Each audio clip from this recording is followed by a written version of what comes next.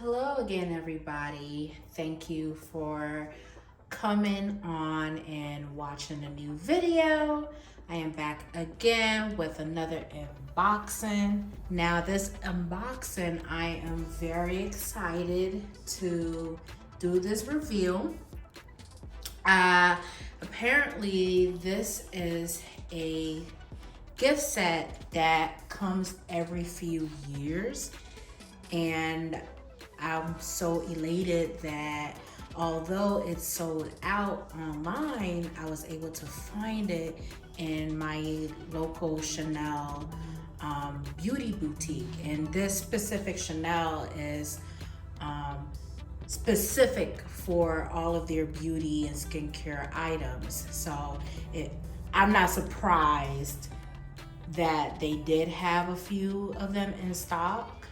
As a matter of fact, at the time of this recording, they actually have several of them in stock. So I was able to buy this piece. And let's start with the unboxing. Of course, anytime you see this bag, you know it's going to be a Chanel beauty item. It comes, well, my essay was able to provide samples anytime I go to any type of luxury boutique. I always ask if they have any samples. And I also requested like either an atomizer or a way to, insert some of these fragrances because they're so small. And my essay was gracious enough to provide these sample size bottles, and I can put in like my fragrances in here. It never hurts to ask when it comes to, samples or any items you want to test out or try. And I got a couple more samples here.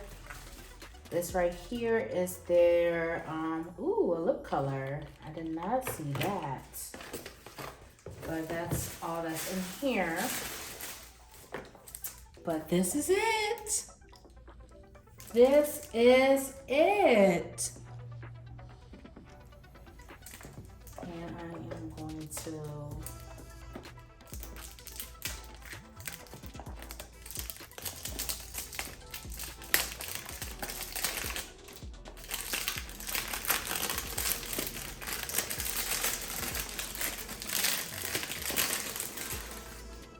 So this is the Exclusifs de Chanel, and it comes with 19 bottles, including one hair and body oil. I think this is like a really amazing value set. Actually, it's really not a value set, and it's primarily because your essay can give you a bottle for free. But this is how it looks like. I think one. Okay, there we go. This is stunning. This is gorgeous. These are tiny, but they have a timeless appeal, and honestly, because their fragrances are so strong, a little really does go a long way. And I think this is a great set if you want to try out the whole entire line.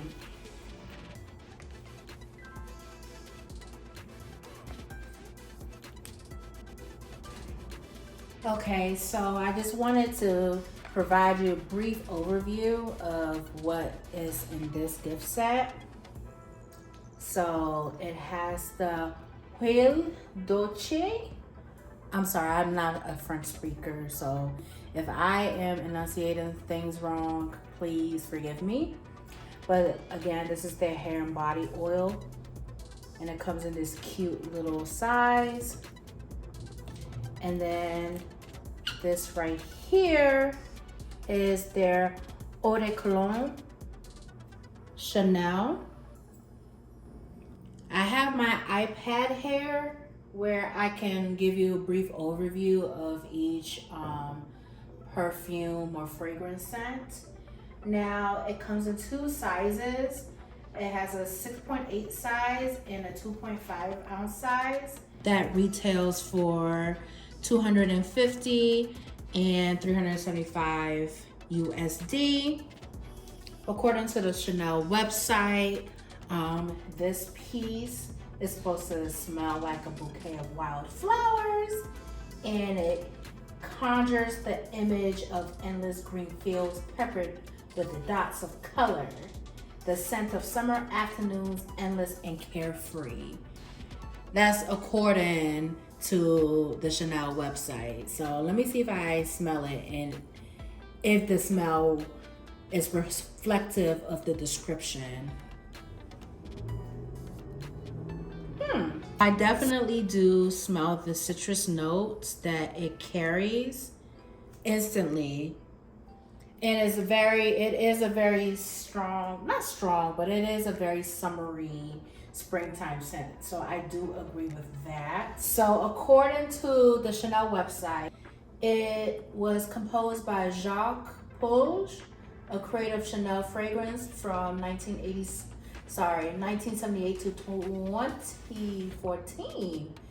And it is a interpretation that has lively freshness of mandarin, bergamot, and airy notes of neroli. I definitely smell the mandarin, especially at first whiff. The next scent is La Pausa, La Pausa. And it also comes in 2.5 and 6.8 ounces. However, it's a little bit more expensive. According to the website, this retails for $275 for the smaller size or $425 for the larger size, which is interesting to me. Let's see what the notes it carries.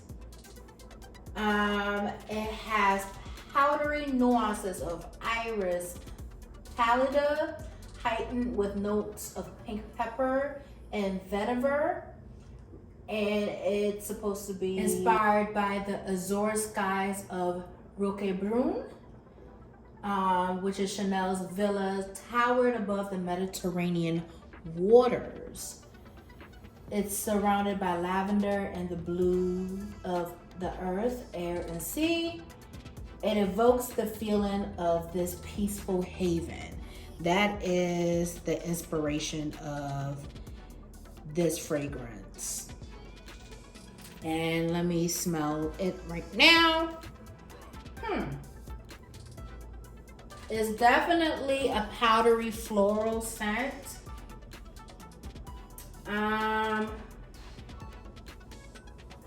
I'm not sure if the vetiver is what I'm smelling, but I definitely smell the vintage feel. It definitely gives off a vintage vibe. A very matured scent, if you ask me. But it's like a fresh, matured scent, in my opinion. Well, the next fragrance I want to talk about is Belle Respiro. And this comes in the 2.5 and 6.8 ounce. And it retails for $275 or $425. And it has the notes of galbanum and rosemary. And it's inspired by the essence of spring and its fresh grass, emergent foliage, and gentle breezes.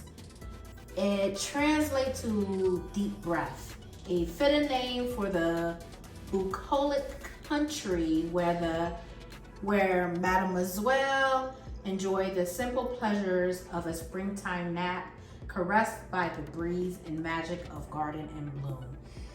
Chanel, they are really interested in the descriptors, but I mean, I guess it's to create more of that allure of their fragrances. And let me see how it smells like. Oh yeah, so personally, I definitely smell the rosemary. I can see where they're coming from with the fresh grass. It does smell like you're frolicking in a fresh, like a freshly cut pasture, green pastures. I don't even know how to explain it, but it's definitely a springtime scent. It's an interesting scent for sure. I will consider the scent an acquired taste. Honestly, I would consider all fragrances from Chanel acquired taste, if we're being 1000% honest.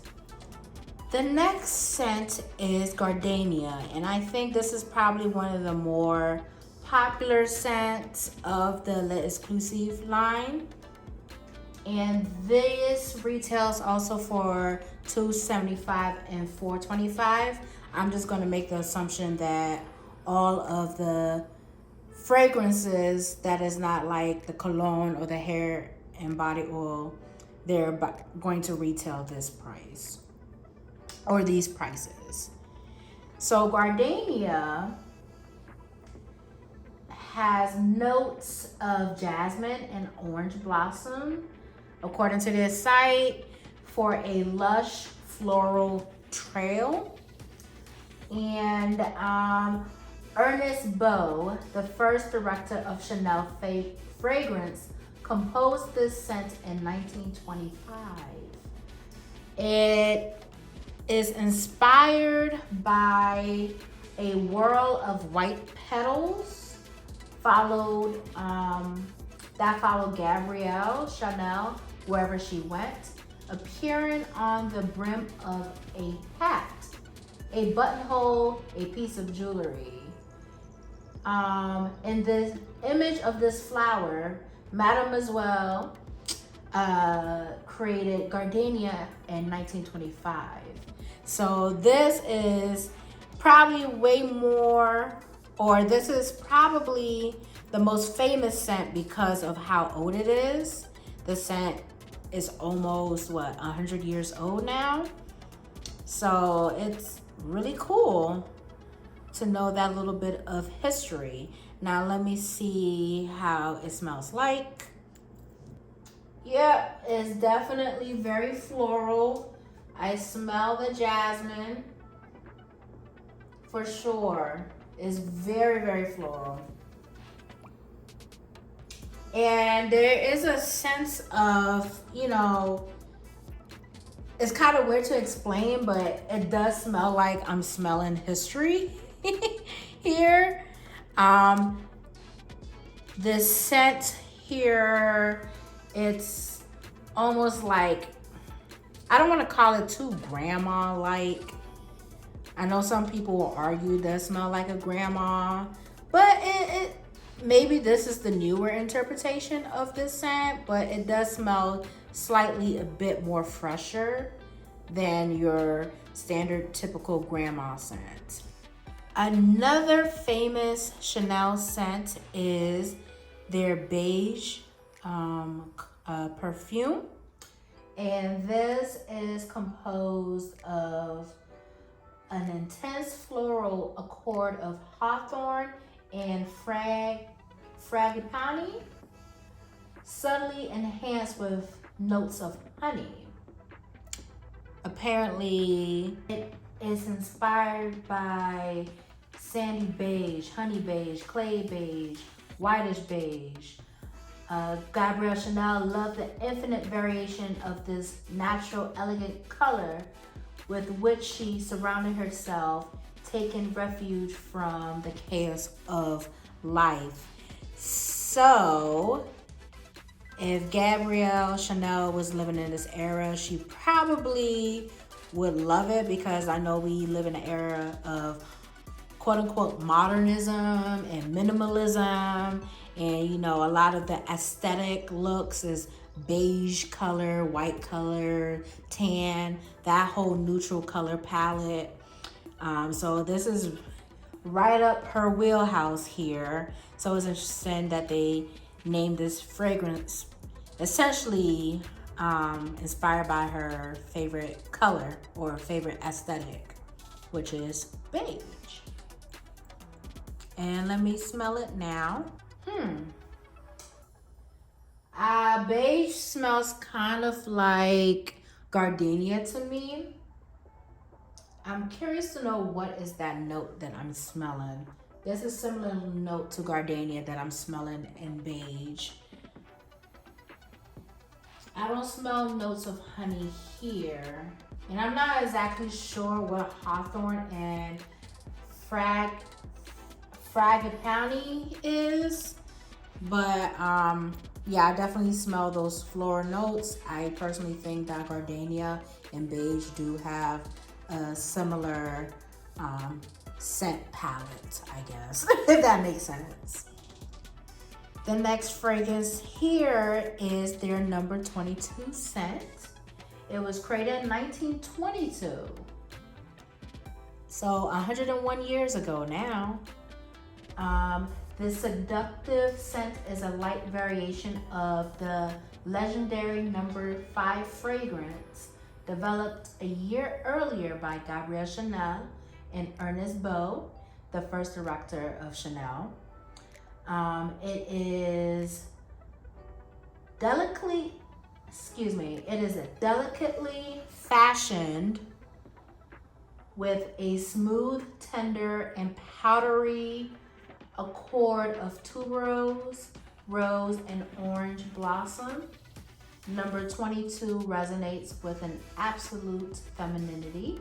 So let me see how this smells like. Yes, I definitely smell the orange. I'm assuming tuberose is what I am smelling. And it definitely does remind me of the number 25 scent for sure. I definitely agree. It reminds me of that scent. I actually really like this scent like a lot. I wouldn't mind even using it right now. The next scent up on this list is called Jersey. According to the Chanel website, the Roaring 20s, Gabrielle Chanel uses jersey, a supple knit from which the sailor sweaters are cut to dress women, creating simple, fluid clothes with a natural, easy elegance.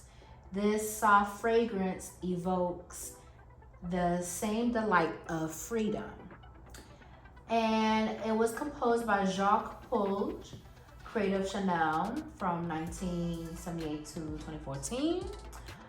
Jersey unites delicate lavender with a creamy accord of bourbon vanilla, heightened by notes of white musk. So to add with the inspiration, in this era of jazz for the Roaring 20s, Chanel dressed women in sailor sweaters made of jersey, creating clothing in which to laugh and dance with effortless elegance. So let me smell this. I think I'm gonna like this one.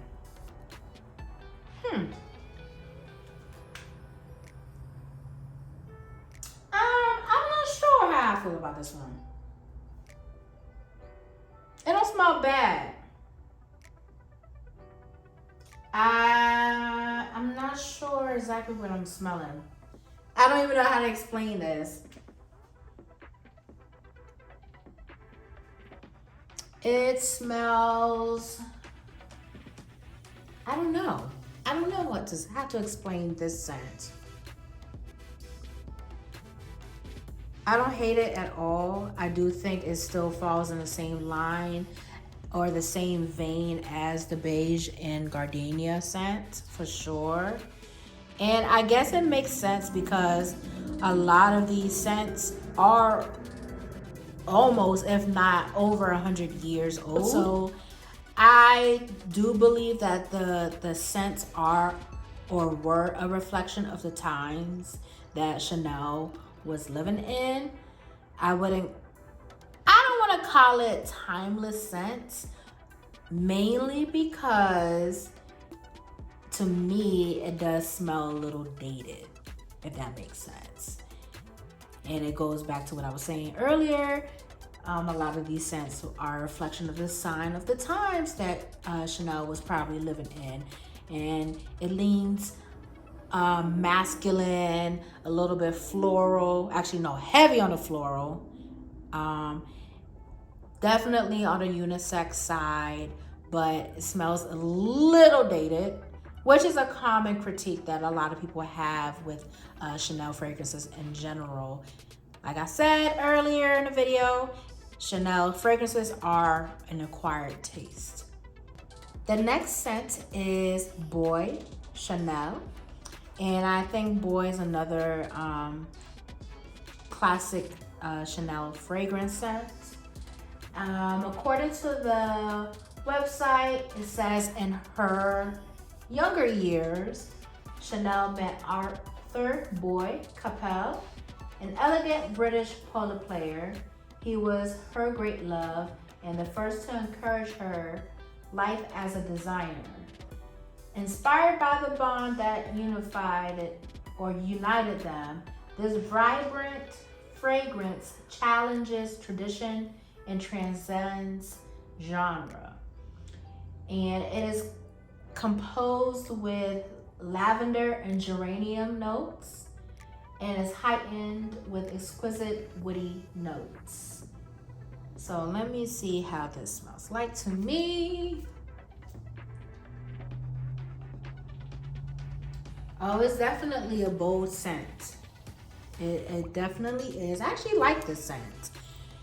Like, I would spray this scent when I come straight out the shower and I'm trying to smell fresh and, you know, kind of, I don't want to say sexy, but more like a power woman, you know. And according to the website, Mademoiselle Chanel was one of the first women to wear men's clothing, such as Boy Capel's polo sweater, and render it feminine. So pretty much it's like a feminized version of a masculine scent, if that makes sense. And it makes sense as to why I feel like I will feel like a power woman coming out the shower and I'm spraying this on my body. I like the scent, I really do. And it was inspired by her lover. The next fragrance up on this list is Sycamore. Sycamore was created in 1930 and it was inspired by the noble spirit of autumn and the childhood of Gabrielle Chanel. The intensely woody scent of Sycamore evokes the great outdoors. It is composed of the smoky scent of vetiver with notes of cedar and vanilla. And it was inspired by her childhood pretty much. So let me smell this.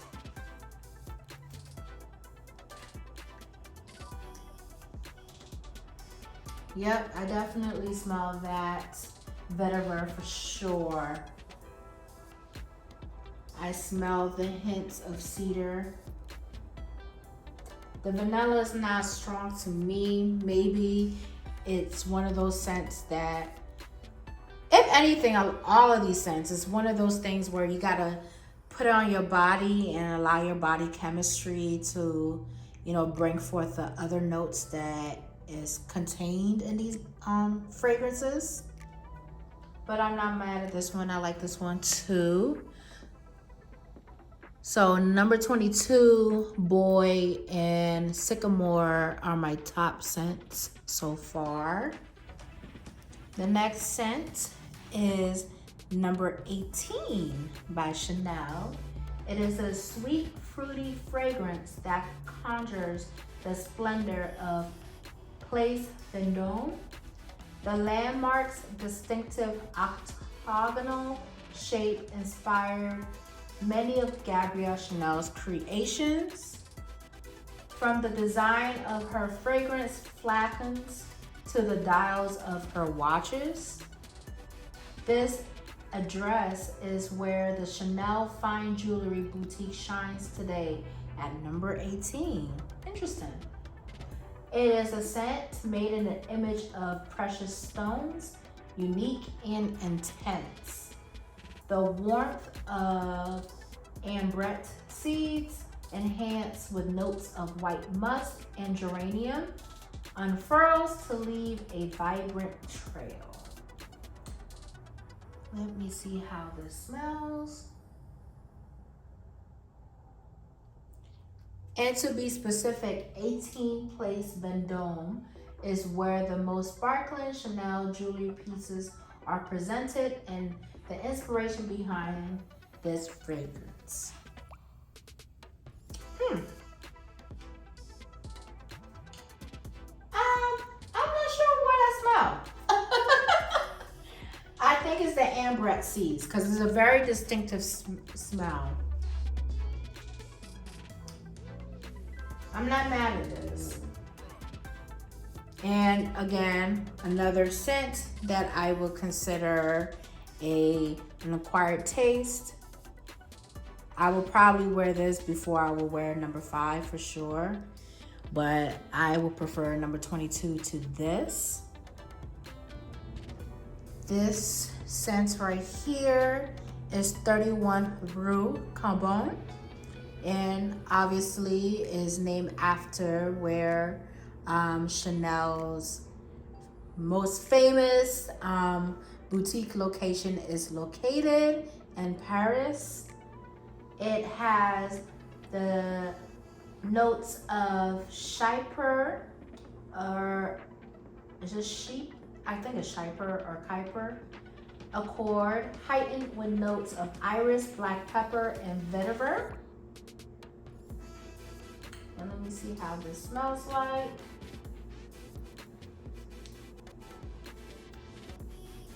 I like this one. I really do. This is definitely a nighttime fragrance for sure. If I was going to a classy dinner or a ball or some type of, black tie event, this is definitely the fragrance to spray. And it has this bold yellow color here. I like this one. This is probably like my number 1 choice so far. This scent right here is called 1932, and it's inspired by Chanel's high jewelry. And if you know a thing or two about Chanel's high jewelry, Chanel was more so inspired by like the constellations and the stars and pretty much the night sky. And it's also reflected in the designs of a lot of her famous jewelry pieces.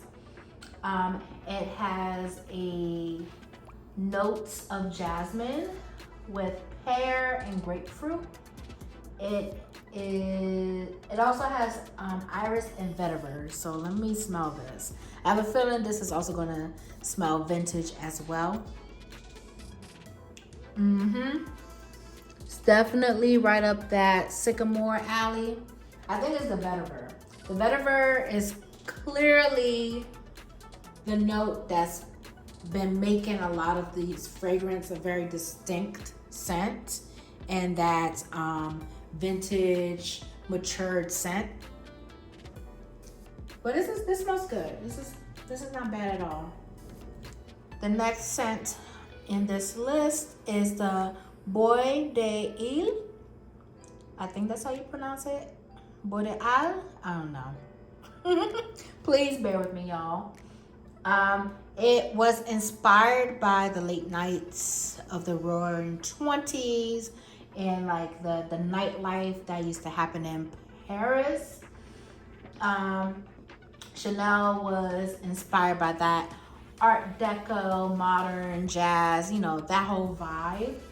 It has notes of New Caledonian sandalwood, lang lang, and tonka bean.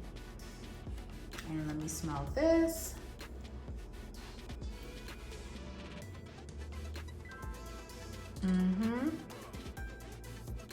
This smells like a stronger version of 1932 to me. It definitely have a vintage smell, and I'm gonna keep referring to a lot of these fragrances as vintage.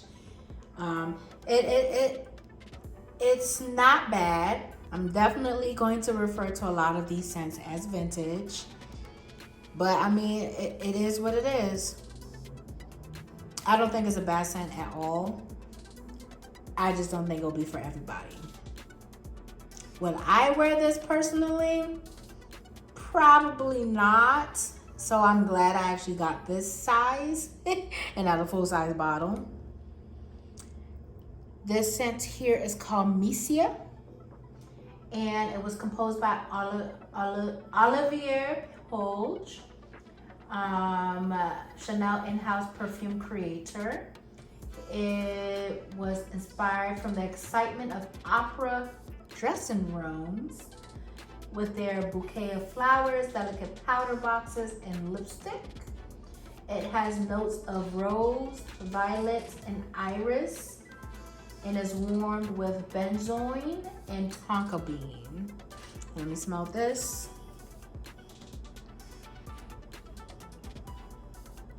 Oh yeah, I definitely smell the rose.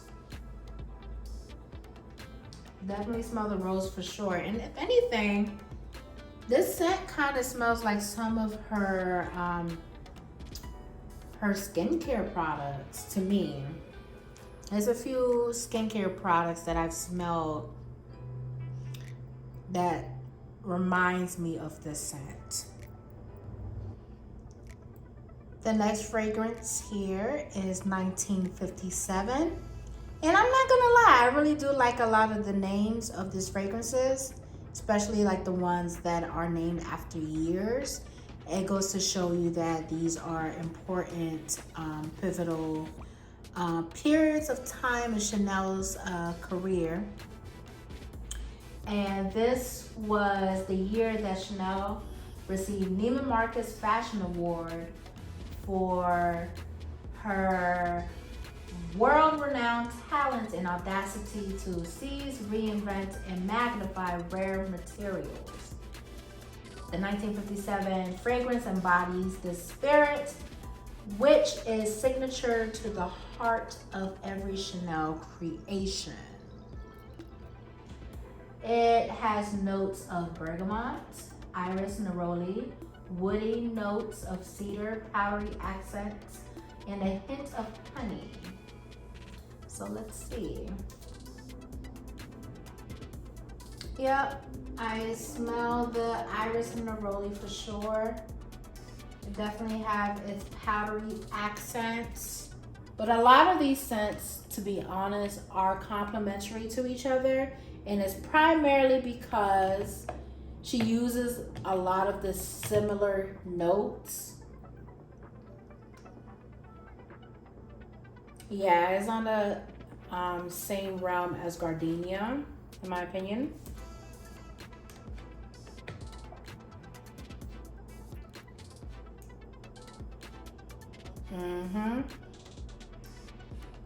It's definitely gardenia's sister, for sure. This next scent here is Coromandel, and it was inspired by Chanel's love for the Coromandel artwork that is known to be from China. It has notes of patchouli, frankincense, and benzoin. So let me see. Oh, this is a bold scent. This scent is definitely unlike any of the scents here that you see. This reminds me of Coco Mademoiselle.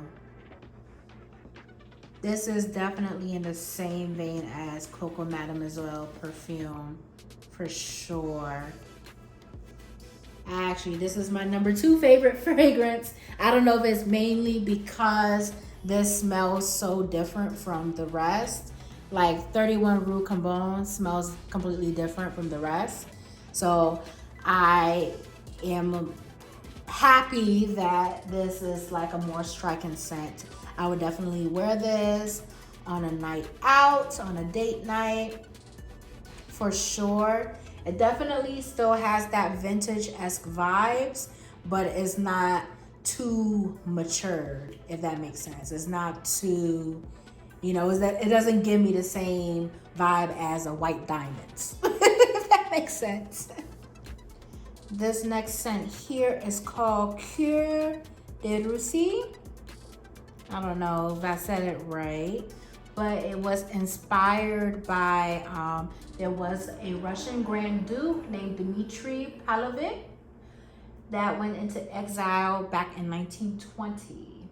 And he had elaborate furs and all this other stuff in an elaborate style. And Chanel was inspired by his level of grandeur to create this perfume. Well, she didn't create this perfume. The perfume was actually composed by Ernest Beau. It has musky scents of birch bark with blonde tobacco, and it's heightened by jasmine. So this seems like this is going to be a bold scent here. Let me see. This doesn't smell like the majority of these fragrances for sure. I smell a little bit of that jasmine. For sure, I don't smell tobacco, which is a good thing. Yes, it has that strong jasmine scent. Well, not strong jasmine scent, but it definitely has that vetiver-esque vibe, the floral vibe again.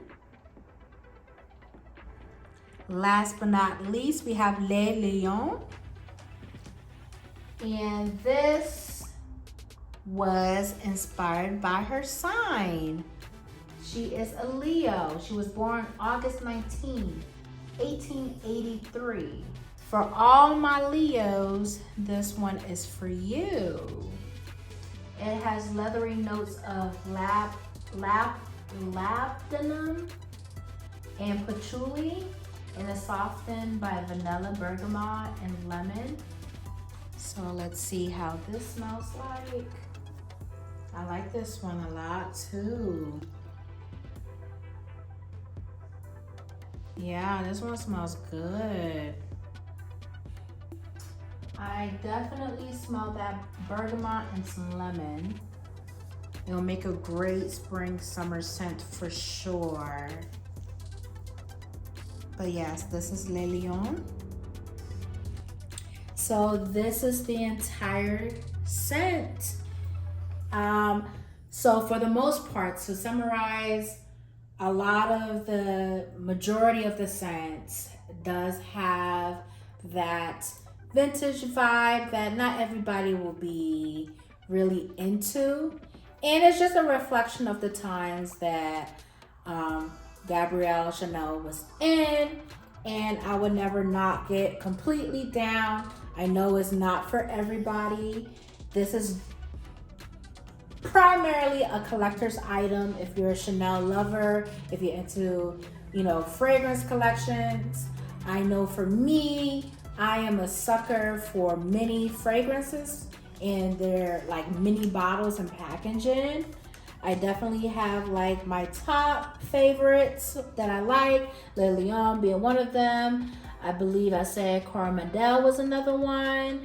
31 Rue Cambon is another one, and number 22 are amongst my top favorites. And it's mainly because they smell so different from the majority of these scents, and they have a striking vibe that if you were to go out you know, you would definitely smell bold for sure. That makes sense. But I plan on putting this on my makeup vanity. Maybe I might get the Christian Dior version and smell and see if there's like a comparison of like the size and the look and aesthetic and all that. But yes, I'm so happy and glad that I got this set. Maybe if it does come back, I don't know, in a few years or whatever, we're gonna see. I don't even think I said the retail price. I think the retail, I believe it's $350 that I paid for it, plus tax. So, you know, is it worth getting it? No.